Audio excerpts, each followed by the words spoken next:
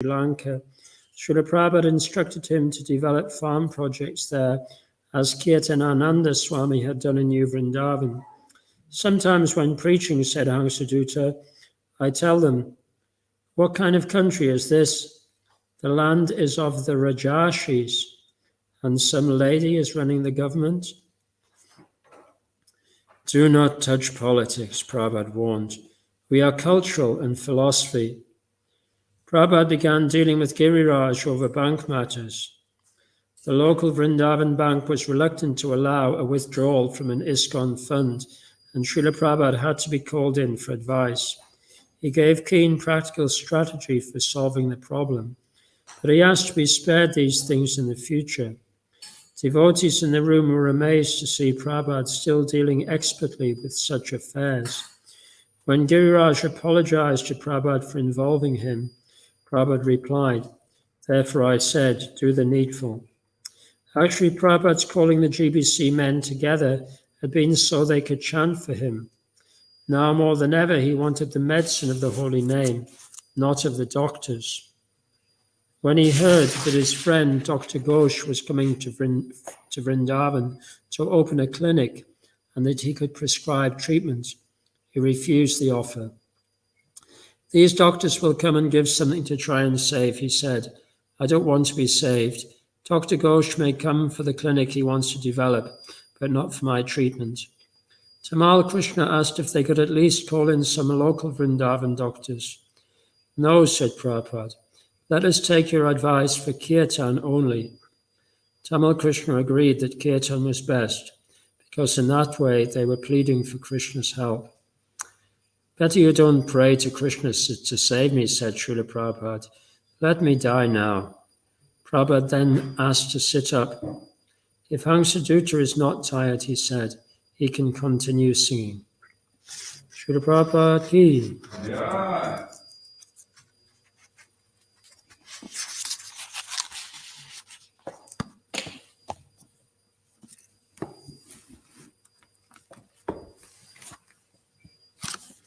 Om Namo Bhagavate Vasudevaya. Om Namo Bhagavate Vasudevaya. Om Namo Bhagavate Vasudevaya.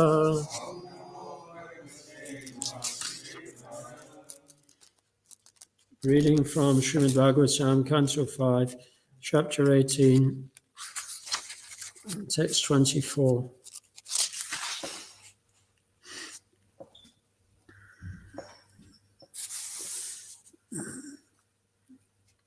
Ramyake cha Bhagavata Priyatamam Matsyam Avatara Rupam Tadvasha Purushasya Mano Prakpradashitam Sa Idanim Api Mahata Bhakti Yogena Radayatidam Chodaharati. Please repeat. Ramyake cha. Also in Ramyakavash. Bhagavata, of the Supreme Personality of Godhead. Priyatamam, the foremost. Matsyam, fish. Avatara Rupam, the form of the incarnation. Tat Varasha Purushasya, of the ruler of that land. Manu, Prak, previously, at the end of the Chakshusha Manvantara.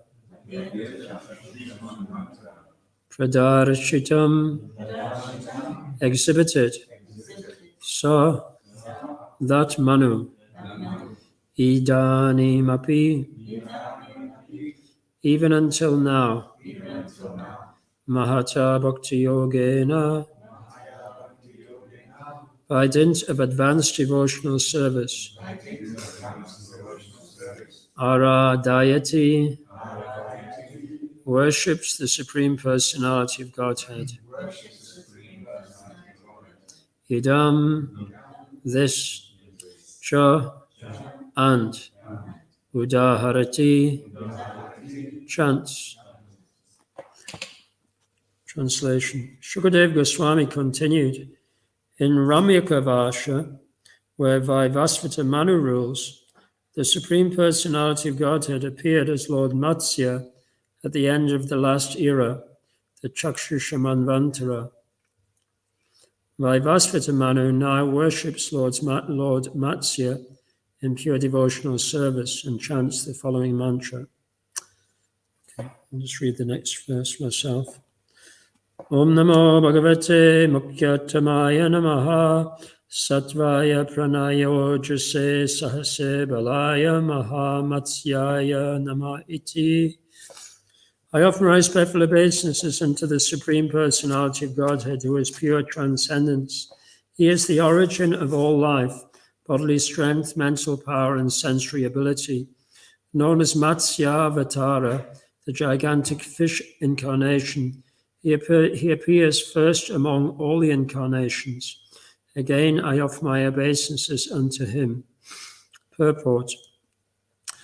Srila Jayadev Goswami sings, Pralayopayodi jale dritavan asivedam vihita vihitracharitam akedam keshavadrita mina sharira Jaya Jagadisha Hare Jaya Jagadisha Hare Jaya Jagadisha Hare. Soon after the cosmic creation, the entire universe was inundated with water. At that time, Lord Krishna, Keshava, incarnated as a gigantic fish to protect the Vedas. Therefore, Manu addresses Lord Matsya as Mukhyatama, the first incarnation to appear. Fish are generally considered a mixture of the modes of ignorance and passion, but we must understand that every incarnation of the Supreme Personality of Godhead is completely transcendental. There is never any deterioration of the Supreme Lord's original transcendental quality. Therefore, the word sattvaya is used here, meaning pure goodness on the transcendental platform. There are many incarnations of the Supreme Lord.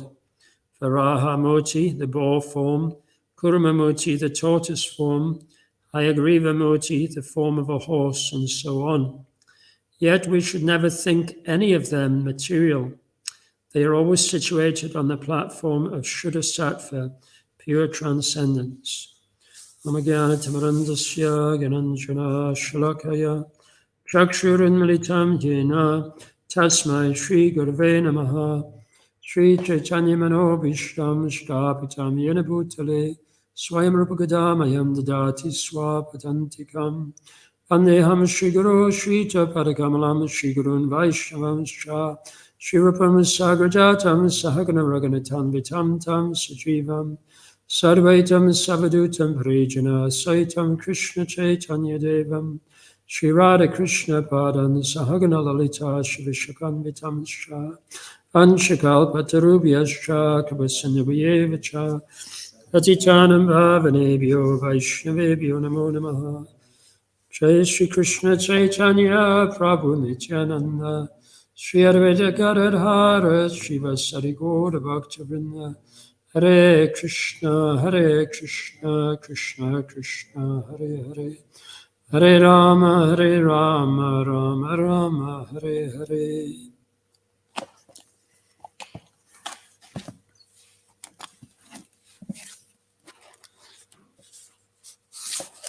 So in the volume of the Chaitanya Charitamrita that we're reading at the moment every Sunday, we're approaching the Lord instructing Sanatana and Rupa Goswami. We're just coming to those chapters now, chapters 19 to 24. And it's interesting, the Lord instructs Sanatana Goswami over a period of 2 months, as far as I can remember, whereas he doesn't spend such a long time with Rupa Goswami. Rupa Goswami hears mainly about pure devotional service and the practice of attaining pure devotional service through the process of hearing and chanting. And it describes describes initiation, and it describes anartha-nivritti, and it's quite succinct.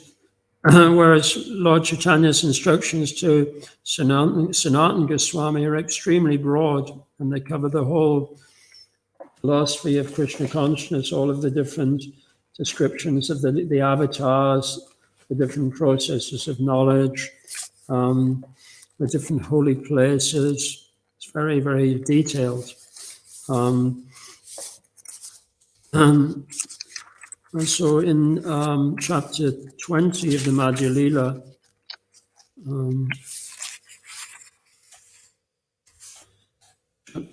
chapter 20, text 244, it's described Sankashana Matsyadika Dvivedatanra Sankashana Purushavatar Lilavatara Ara.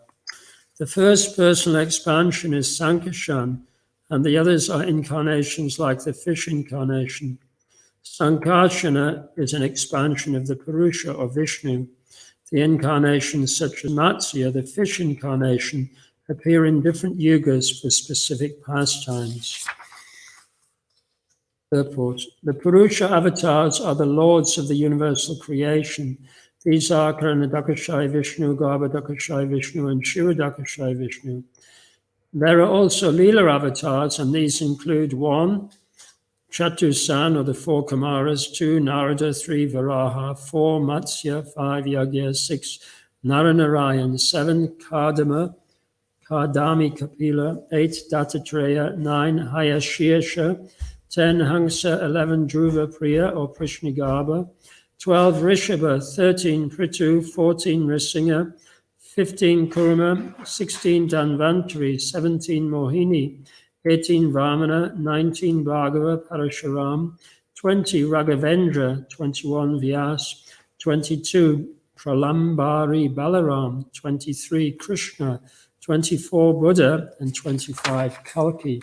These 25 personalities of Godhead are known as Leela avatars because they appear in each day of Brahma or in each kalpa, millennium. They are sometimes known as kalpa avatars. Of these incarnations, Hansa and Mohini are neither permanent nor very well known, but they are listed among the Prabhav avatars. Kapila, Dattatreya, Rishabha, Dhanvantari, and Vyas are eternally situated and widely very known. They are also counted among the Prabhav incarnations. Kurma, Matsya, Narayan, Varaha, Hayagriva, Prishnigarbha, and Baladev, the killer of Pralambasura, are counted among the Vaibhav avatars. So, one important statement here is that these 25 personalities of Godhead, which includes Matsya, in this list, Matsya is the 4th to be listed. Then they appear in each day of Brahma. So, as we know,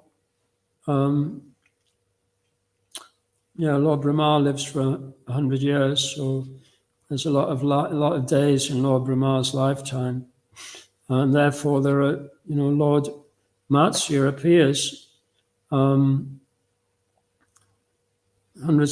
tens of thousands of times in one cosmic manifestation, and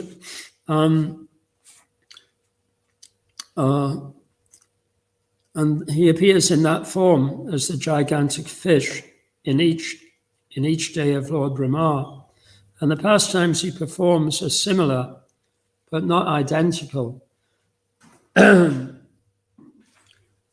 So, in this chapter of Srimad Bhagavatam, in these verses we're studying, and then there's 2 incarnations of Lord Matsya described here in these 2 verses.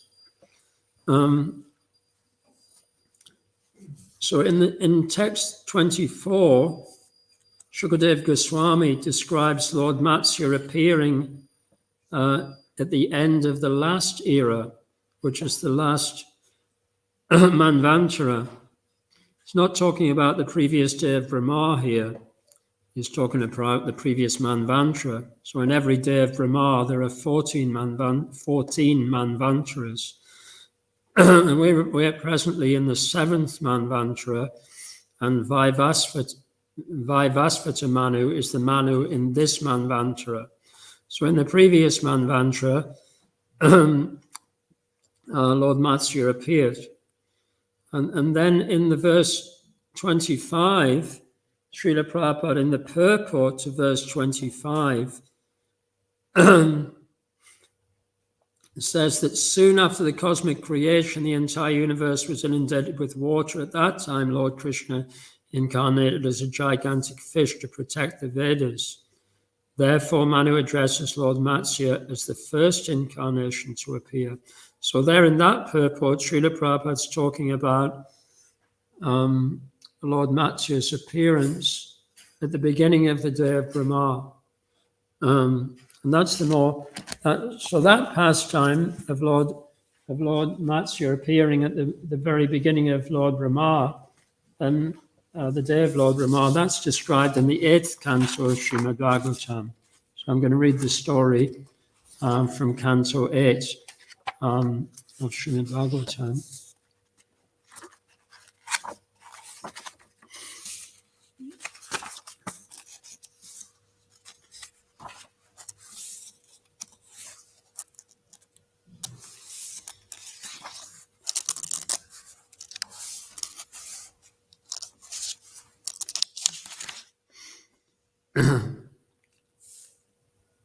So I read from the introduction, Srila Prabhupada's introduction to the chapter.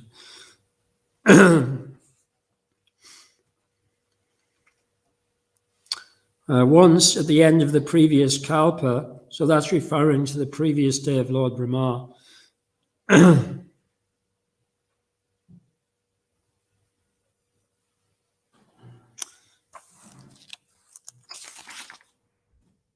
Okay, my mistake. Sorry. So this is describing the other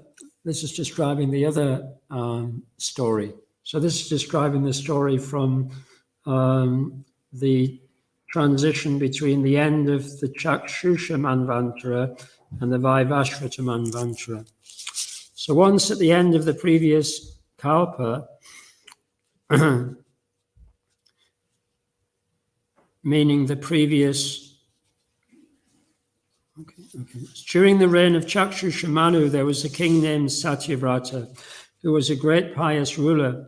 To save him, the Lord appeared as the fish incarnation for a second time. Satyavrata later became the son of the sun god and was known as Shradadeva. He was established as Manu by the Supreme Personality of Godhead. So this king Satyavrata, he is Bhaivasvata Manu, who is described in the Bhagavad Gita, Ivam Vivasvate Yogam, Ivam Vishwade Yogatam, Proktavan Yoga Avyayam, Manu Iksh Vivasve Manave Praha, Manu Ikshvake Pravit. So Satyavrata became the son of Vivasvan. He became Vaivasvata Manu. To receive the favor of the Supreme Personality of Godhead, King Satyavrata engaged in the austerity of subsisting only on drinking water. While performing this austerity on the bank of the Kritamala river and offering oblations of water with the palm of his hand, he found a small fish.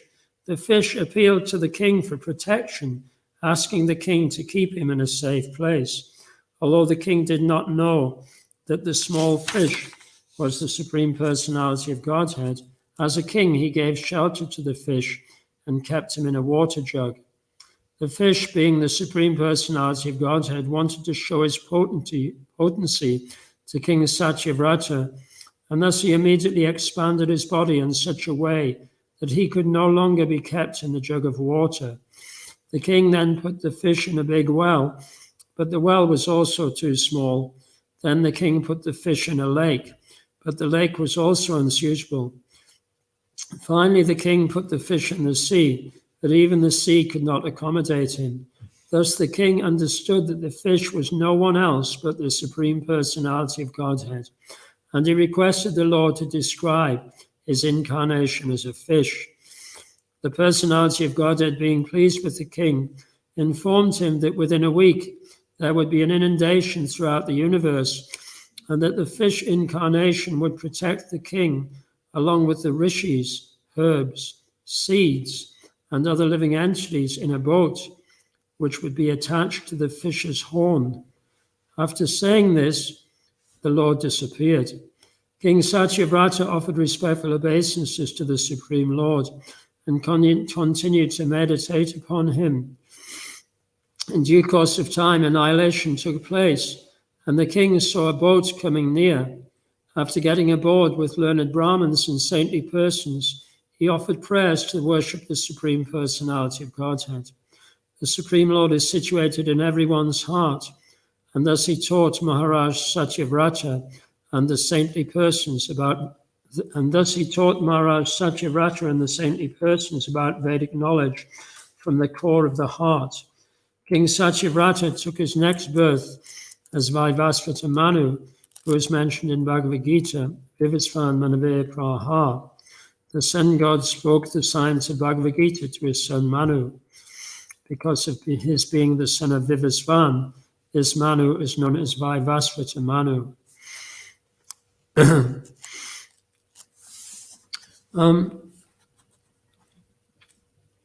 So this is a very interesting pastime, this whole pastime of Matsyadev, as is described by Lord Chaitanya to Shukadev Goswami.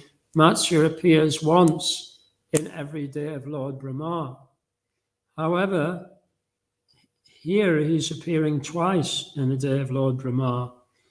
He'd already appeared in the beginning of this day of Lord Brahma, and he actually rescued the Vedas at a time when Lord Brahma was like partially asleep, because it was like the beginning of the day of Lord Brahma, and he was just waking up, and the Vedas were becoming manifest in some way.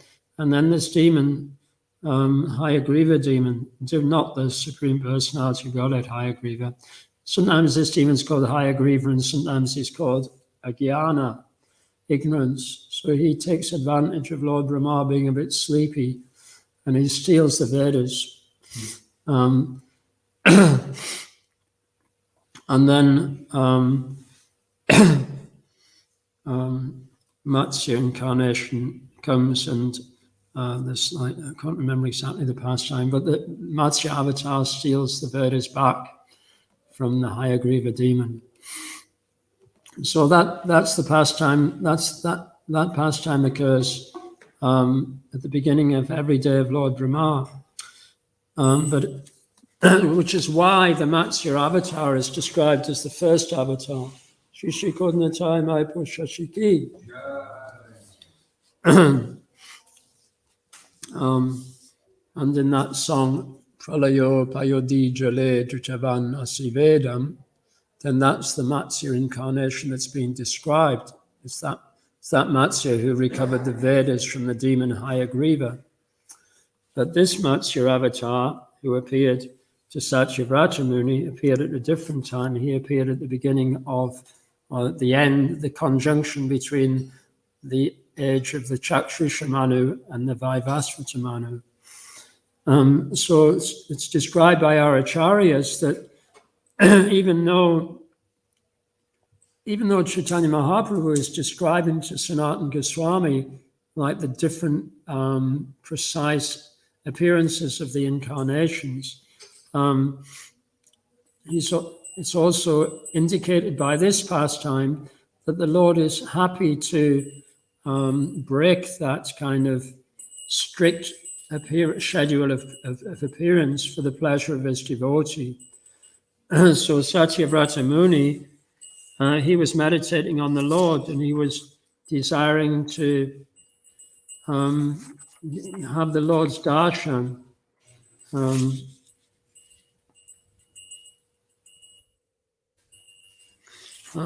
And because the devotees of the Lord, they're always eager to have darshan of the Lord. And sometimes, especially kings who are devotees like Raj Rishis, because they're engaged in politics and administration and sometimes in warfare, and because they don't always have the association of pure devotees around them, but they're often engaged in persons who are not pure devotees, then they're desiring that the Lord can be merciful to them and reveal his form to them. So to reciprocate with the devotion of Satyavrata Muni, then the Supreme Personality of Godhead manifests this Matsya avatar at a time that wasn't actually described in the kind of scheduled incarnations. And he even went to the extent of sending Lord Brahma to sleep. It's described by Sridhar Swami in his commentary on these verses that that Lord Brahma became inattentive. Normally Lord Brahma just takes rest at the end of 4,320,000,000 years. But to reciprocate with the desire of his devotee Satyavrata Muni, then Krishna sent Lord Brahma to sleep during the day for a short time, so that Lord Brahma became inattentive. And then the Vedas were in danger of being lost. They were lost in the devastation that was created by Krishna to reciprocate with Satyavrata Muni. So it's an interesting pastime that the Lord is creating an apparently devastating situation to allow his pure devotee to relish seeing this incarnation of Matsya. So we have, even though there's a big list of incarnations that we often read, for example, Lord Krishna's incarnations are listed in the first canto, chapter 3. There's a list in the third canto. And in Srimad Bhagavatam, there are many different lists of incarnations. And we often think of the Leela avatars as just being 10 Leela avatars. But here Lord Chaitanya describes to Sanatana Goswami 25 Leela avatars. And we know there are more than that. In fact, there's a verse in the Srimad Bhagavatam in the first canto, third chapter, where it says that the incarnations of the Lord are as numerous as small waves in the ocean.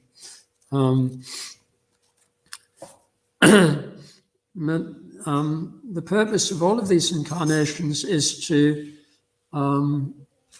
enable the living entities to become attracted to his form, attracted to his names, attracted to his pastimes, attracted to his entourage. Srila Prabhupada sometimes gives this list: name, form, qualities, pastimes, entourage, and paraphernalia. So we can become attached to the Lord's paraphernalia in the process of deity worship. Now, I know our pujaris, they get in ecstasy when they see a new piece of jewelry, like Tulsinath's mouth, for example. The pujaris have this kind of rasa with Sri Tulsinath's paraphernalia. And some devotees have a great attraction to the different avatar forms of Krishna. And actually in the Srimad Bhagavatam, first canto, where Shonaka is speaking on behalf of the rishis to Sutta Goswami, he says, Ko va bhagavatas tasya punya shloke jakamana shri kamana shriniya yasya kalimalapaham. Who is there desiring deliverance from the vices of this age of Kali, who is not willing to hear the virtuous glories of the Lord? We are always eager to hear about the pastimes of the Lord's multi-incarnations. We never tire of hearing the activities of the Lord's pastimes. One who has developed with a taste for transcendental relationships with the Lord relishes hearing these pastimes at every step. So the conversation that was taking place between Shaunaka Rishi and the different rishis, the rishis at Naimisharanya, they decided to sit down for 1,000 years and perform sacrifice for the purification of the planet because of the onset of Kali Yuga. They were aware of the degrading influence of Kali Yuga, because they were finding it hard to light the sacrificial fire, and there was trying to light the fire with mantras, but it wasn't having the same effect.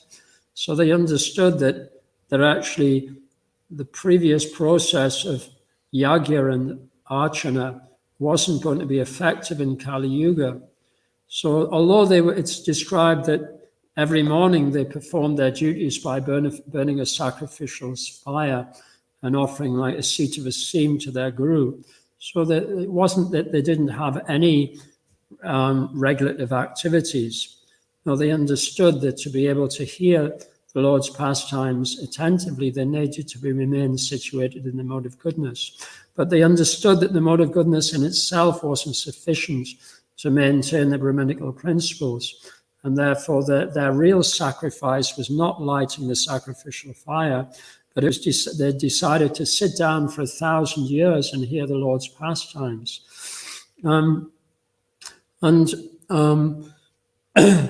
They wanted to hear all about the Lord's incarnations. They specifically say multi-incarnations, Leela Avatara, the Leela avatars, and they're talking about the different kinds of incarnations. And Sutta Goswami reciprocates with them by very quickly describing the different categories of incarnations. And it's not just so this, you may say, oh, well, these sages were really like ancient sages who were, many of them were even the sons of Lord Brahma. Some of them were even like very ancient sages from like the Swayambhuva, from the first Manvantaras, and that they may have been attached to hearing more about the Purusha avatars and the Manvantara avatars. But you may think, but we are like Gaudiya Vaishnavas, we are like disciples of Lord Chaitanya and the Goswamis. We just want to hear about Krishna Lila. But no, Lord Chaitanya spent 2 months speaking to Sanatana Goswami and describing in great detail all of these different categories of incarnations. And in Rupa Goswami, in his Laghu Bhagavatamrita, he really, and Jiva Goswami in the Sandarbhas, they describe in great detail the kind of subtle differences between these avatars. So we can definitely benefit by studying them. And in the process of studying them, especially when we're reading the Chaitanya Charitamrita, then we'll also be able to perceive the kind of relish that the Lord has in hearing about his own incarnations. And sometimes Lord Chaitanya would enter into the mood of Lord Nrsingadev or Lord Varaha or of Lakshmi Dev. And as a child, Lord Nityananda would be reenacting the pastimes of the Lord's different incarnations. And for that reason, we still know like the appearance days of like some of these incarnations, even now in our calendar, because it's like been an integral part of Vaishnav Bhajan for such a long time. So it's so this taste, Vayam Tunava Tripama Uttama Shloka Vikrame Yatrin Vantam Rasaganam Swadu Pade Pade. We never tire of hearing the transcendental pastimes of the Lord's and of his incarnations. Those who have tasted, those who have relished transcendental activities with them, relish tasting these pastimes at every step. So this remembering the name of Krishna, remembering the names of all of the avatars with like a sense of relish. This is Namba. This is remembering the name also, and this taste. Lord Chaitanya describes that there are three main activities of Vaishnavas, or specifically of his devotees, and they are Namaruchi, Vaishnav Seva, and Jivadaya. This is taste for hearing and chanting the name, respect and service to the Vaishnavas, and a feeling of compassion for all living entities and a desire to extend compassion to all living entities.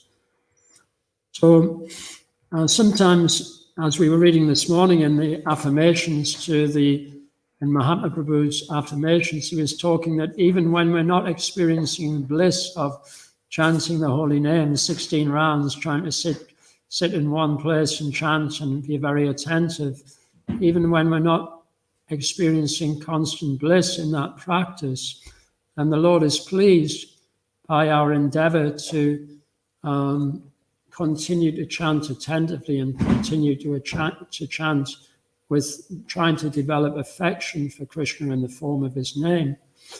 But we can also, I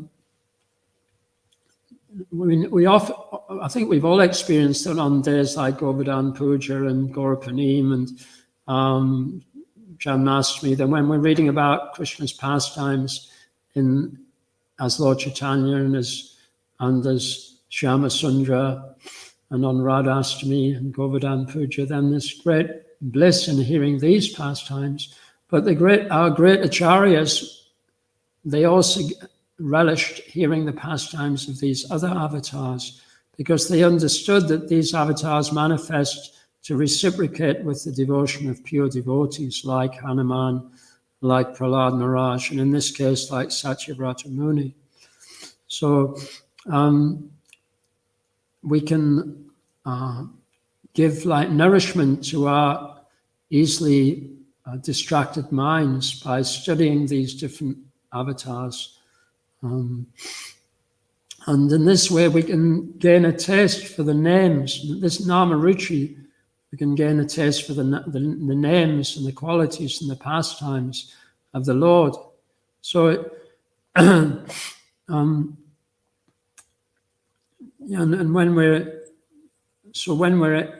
if we're feeling, especially now as today is the first day of Margashirsha, the month of Margashirsha, Krishna says to Arjuna, of months I am Margashirsha.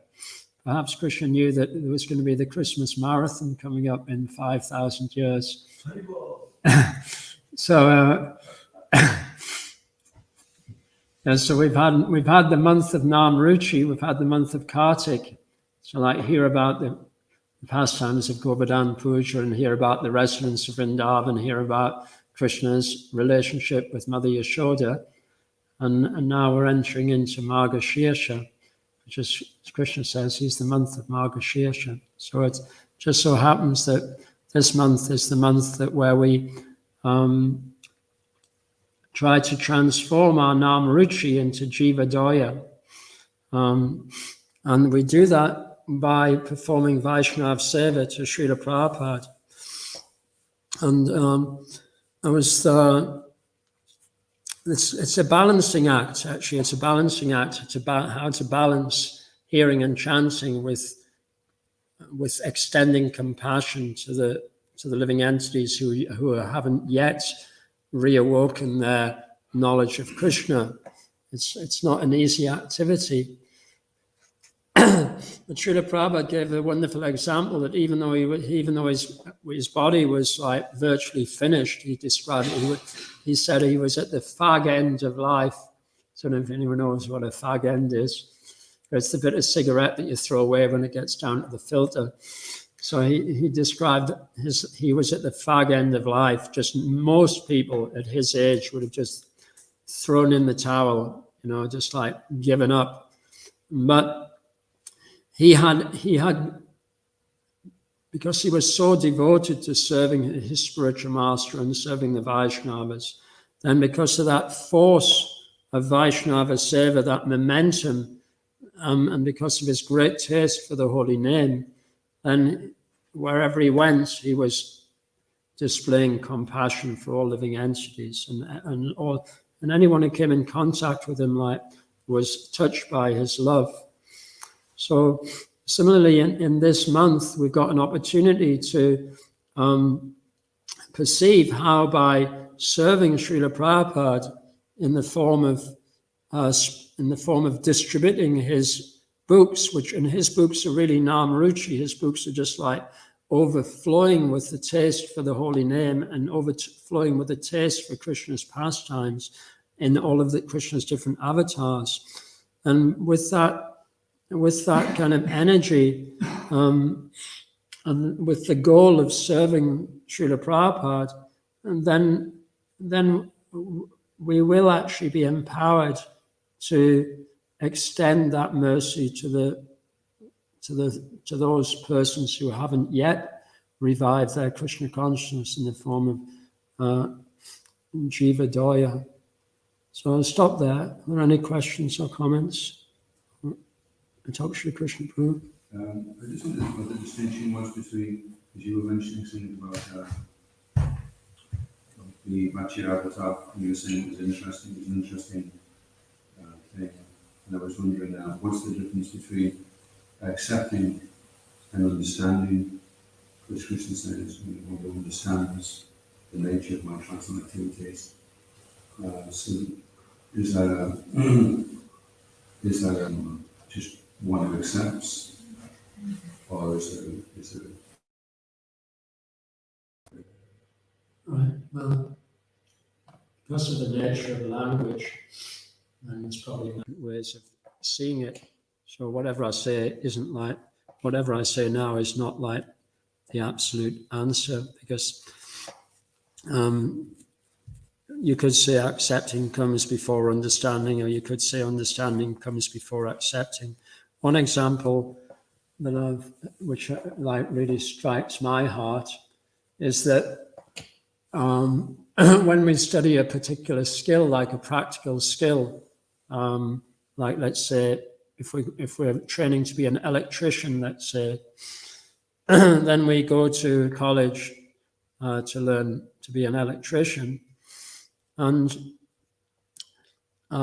if it's a technical college rather than a university, then the training will be based on enabling us to do simple tasks, and to be able to know how to measure the current and just how to do certain things. And actually, while we're studying, like the sort of technical information, we'll also be helping the teacher. In certain schools, he'll take us out and show us how to just do the job, even without understanding why it works.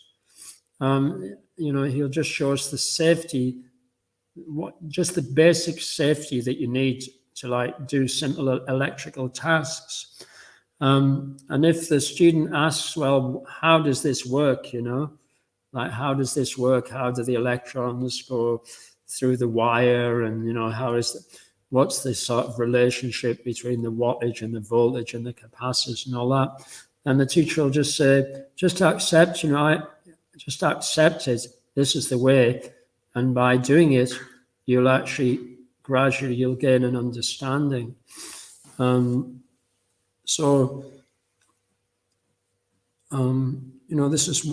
one way, and that there are certain things that we'll never be able to understand because we're not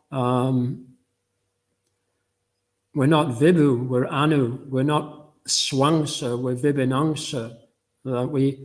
We can have perfect knowledge of our relationship with Krishna in the sense that we are Krishna's servants. So we can gain perfect knowledge of how to be a perfect servant, but we can't gain perfect knowledge of everything. So there are certain things which we need to accept And we may be able to understand them in the future, or we may not be able to understand them in the future.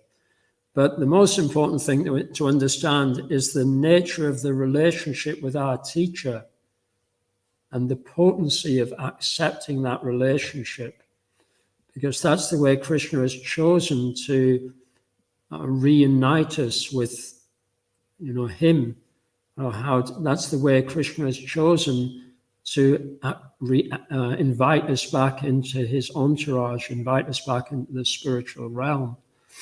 That just accept, but before we accept, we need to examine the quality of the person who we're being asked to accept.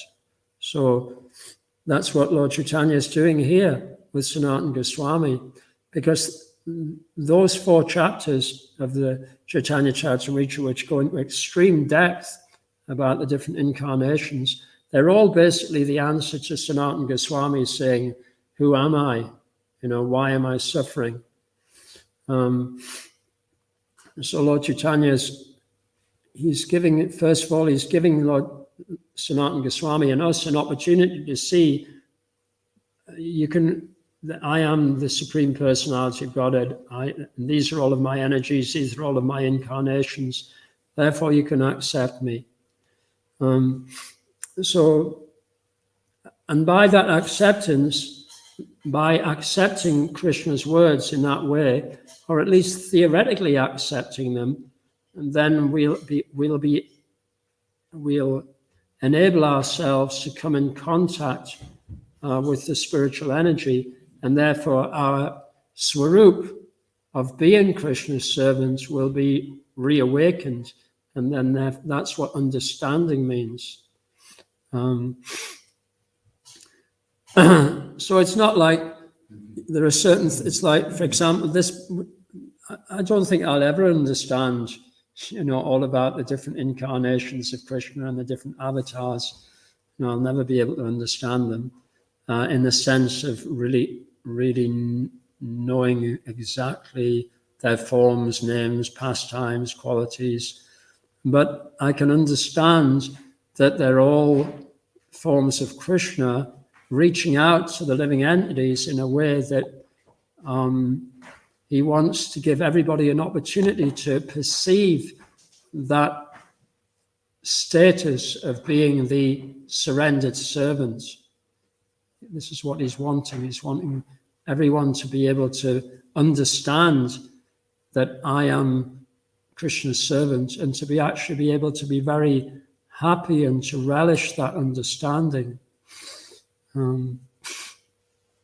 So it's that's basically it. Try to understand. Okay, so we'll stop there. Actually, I wanted one last little thing. Prabhupada Pran asked me to speak today because we were talking about this dynamic of Namaruchi and Jivadoya and Vaishnav Seva in relationship to preaching, and that there's a lot of discussion about how to balance like preaching with sadhana, and it's very, very difficult to do that, especially when we've got a big project to manage as well. But in one thing I've experienced in book distribution marathons is that because there's like a force, a great momentum, and you really feel that you're like a sort of a little carriage on the front of a big train with all of like the acharyas behind you and like all of the great teachers behind you, and you like really feel that force.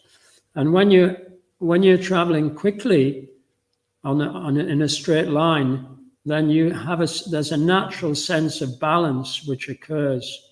You experience this if you're riding a bicycle. If you ride a bicycle really, really slowly, it's impossible to keep your balance. But once you build up momentum, then you can actually have somebody on the back of the bicycle.